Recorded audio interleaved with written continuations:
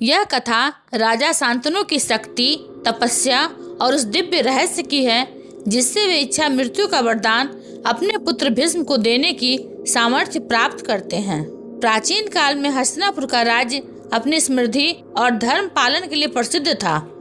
उस समय वहाँ एक राजा थे, सत्यव्रत। जब उन्होंने कुछ कर्मों में देव आज्ञा का उल्लंघन किया तो उन्हें देवलोक से पृथ्वी पर भेजा गया। यही सत्यव्रत अगले जन्म में राजा शांतनु के रूप में अवतरित हुए। जन्म से ही उनके शरीर से दिव्य आभा निकलती थी।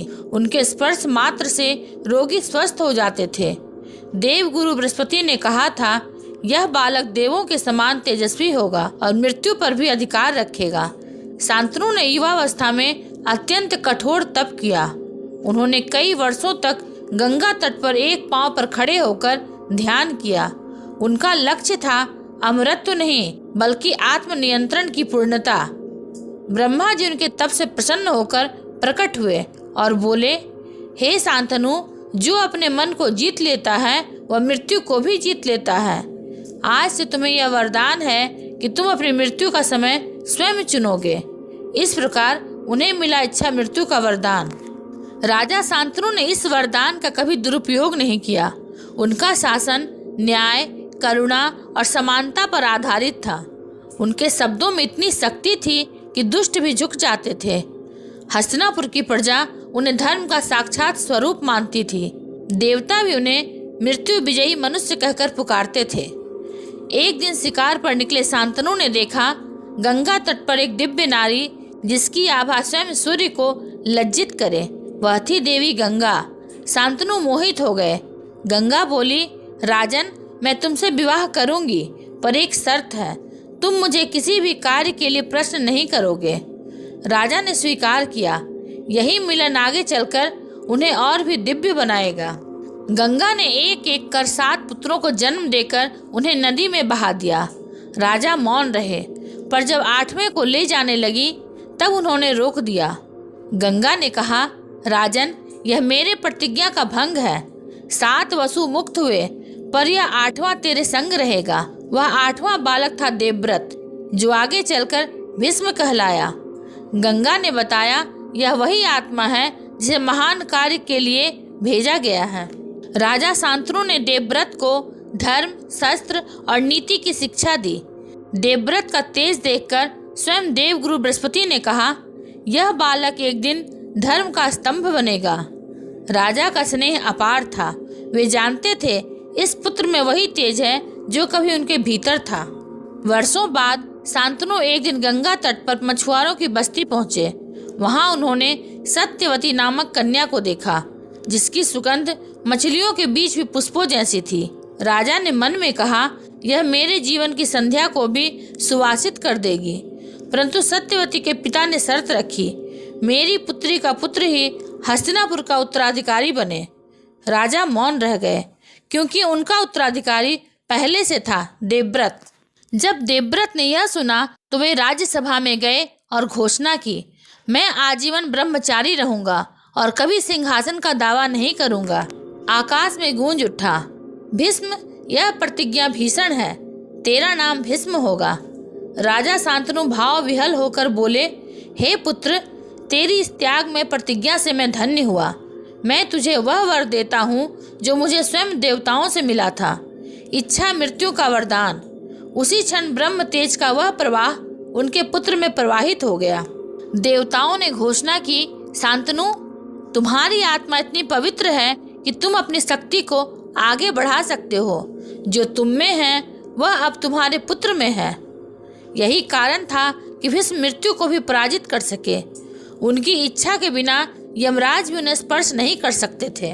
जब शांतनु ने देखा कि उनका पुत्र धर्म, नीति और त्याग का साक्षात प्रतीक बन चुका है, तब उन्होंने अपनी अंतिम इच्छा प्रकट की, अब मैं अपनी देह त्याग कर ब्रह्म में लीन होना चाहता हूँ। गंगा तट पर उन्होंने ध्यान लगाया और उसी क्षण उन्होंने प्राणों को ब्रह्म में समर्पित कर दिया।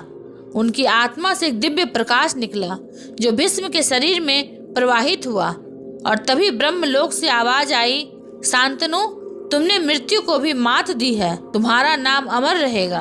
भीष्म की प्रतिज्ञा के पश्चात हस्तिनापुर की धरती जैसे हिल गई। देवताओं ने घोषणा की, ऐसा पुत्र दुर्लभ है जिसने पिता के लिए अपना जीवन त्याग दिया। राजा शांतनु की आंखों से आंसू बह निकले। उन्होंने कहा, पुत्र, आज तूने मुझ पर वह ऋण डाल दिया है जो मैं जन्मों में भी नहीं चुका सकता। मैं तुझे अपना वरदान देता हूँ, मृत्यु भी तेरे आदेश की प्रतीक्षा करेगी। भीष्म ने झुककर प्रणाम किया। उनके मस्तक से प्रकाश की एक रेखा निकली। वही ब्रह्म तेज जो कभी शांतनु को मिला था अब पुत्र में प्रवाहित हुआ। उसी दिन से यह वरदान वंश में अमर हो गया। वरदान देने के बाद भी शांतनु के भीतर एक गहन शांति नहीं थी। रात के समय वे राजमहल की छत पर अकेले बैठते और आकाश की ओर देखते। उन्होंने गंगा से कहा, मैंने वरदान दिया, पर क्या मैंने अपने पुत्र पर भार नहीं डाल दिया? गंगा का जल लहराया और उत्तर आया, हे राजन, जिसने मृत्यु को जीत लिया है उसे जीवन का भार नहीं लगता। यह वरदान नहीं, धर्म का उपहार है। शांतनु मुस्कुराए। उन्हें अनुभव हुआ कि उन्होंने जो शक्ति दी वह भीष्म को नहीं बल्कि धर्म को दी है। एक दिन ऋषि पराशर हस्तिनापुर पधारे। उन्होंने शांतनु का तेज देखकर कहा, राजन, तुम्हारे भीतर तप का अमृत है, परंतु यह वरदान केवल तुम्हारे कर्म के लिए है, न कि अभिमान के लिए। ध्यान रहे, जो मृत्यु पर विजय पा लेता है उसे जीवन को और पवित्र बनाना पड़ता है। राजा ने विनम्र होकर पूछा, भगवान, क्या यह शक्ति मेरे वंश में बनी रहेगी? पराशर बोले, हाँ, जब तक तेरे वंश में धर्म की लौ जलती रहेगी यह वरदान बना रहेगा, पर जब अधर्म बढ़ेगा यह शक्ति स्वयं लुप्त हो जाएगी। उन वचनों ने शांतनु को और अधिक विनम्र बना दिया। वर्षों बीत गए। सत्यवती से उनके 2 पुत्र हुए, चित्रांगद और विचित्रवीर्य। राजा वृद्ध हो चुके थे। एक दिन ब्रह्मा जी पुनः उनके समक्ष प्रकट हुए। हे शांतनु, तुम्हें वरदान मिला था इच्छा मृत्यु का, अब समय है इसे उपयोग करने का। क्या तुम देह त्याग के लिए तत्पर हो? शांतनु ने मुस्कुराकर कहा, जब तक मेरा वंश स्थिर न हो जाए मैं नहीं जाऊंगा। उन्होंने अपने अंतिम शक्ति से राज्य का संचालन किया जब तक भीष्म ने राजकुमारों को योग्य उत्तराधिकारी न बना दिया। फिर एक दिन उन्होंने सबको विदा दी और कहा, अब मेरा समय पूरा हुआ, मेरा कार्य समाप्त है।